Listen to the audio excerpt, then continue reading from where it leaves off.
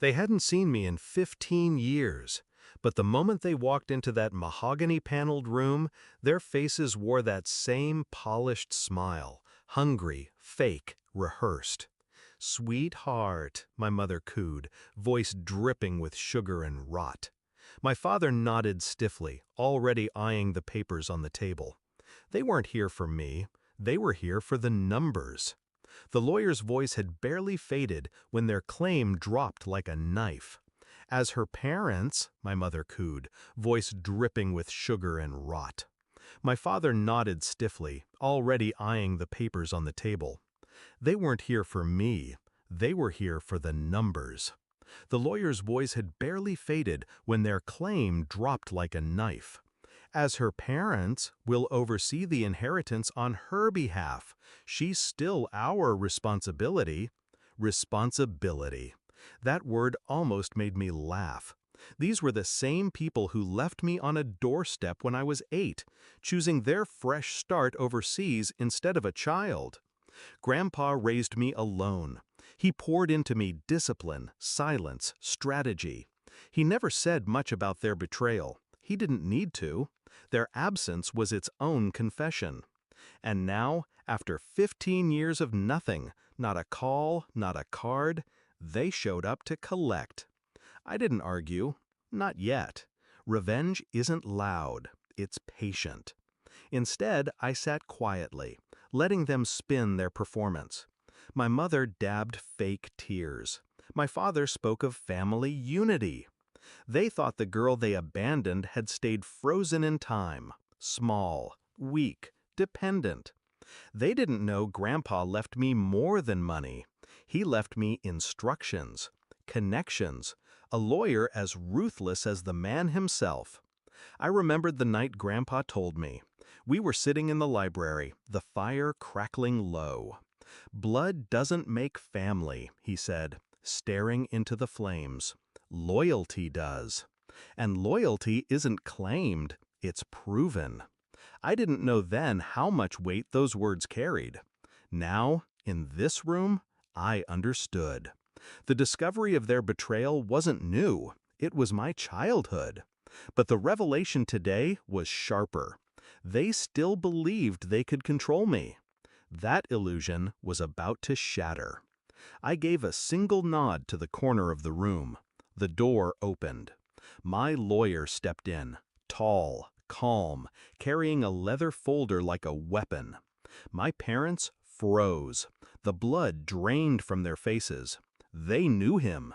15 years ago, he was the man who served them their custody termination papers, the man who made their abandonment legally permanent. Now, he was back, standing at my side. "Mr. and Mrs. Hayes," he began, voice crisp, "you are not guardians. In fact, the court documents you signed 15 years ago severed your parental rights permanently. You have no claim, legal, financial, or otherwise, over my client." He opened the folder, sliding copies across the table. Their signatures glared up at them in black ink. My mother's hand trembled. My father's jaw clenched, but he couldn't speak. The silence was exquisite. I leaned forward, my voice steady.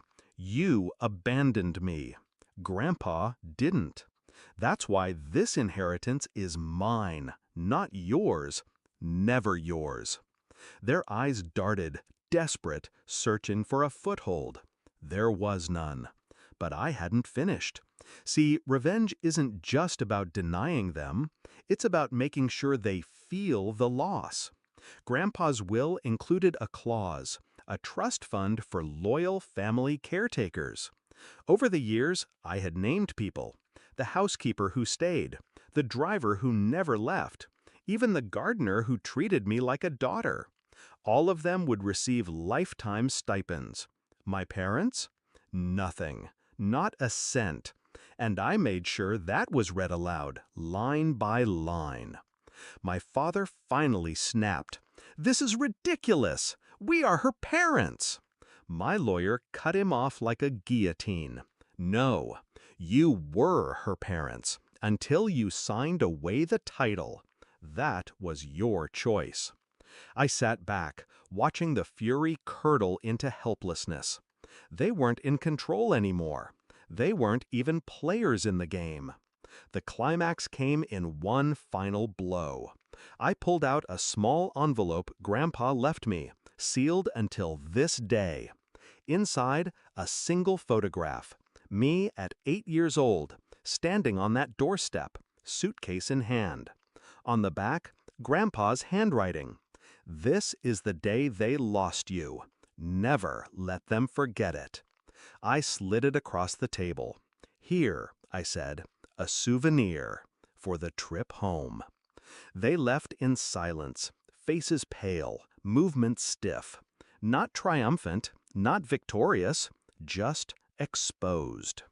The world they expected, the millions, the mansion, the control, was gone. And all they had to carry was the reminder of what they chose to abandon. When the room emptied, I stayed behind. For the first time, the mansion felt truly mine. Not Grandpa's, not theirs. Mine. I walked to the window, looking out at the long driveway where their car had vanished. No sadness, no regret, just relief. Because the truth is simple. They left me once. This time, I left them. And I didn't just inherit Grandpa's fortune, I inherited his strength, his precision, his understanding of loyalty. Blood isn't family, loyalty is. And today, I proved it.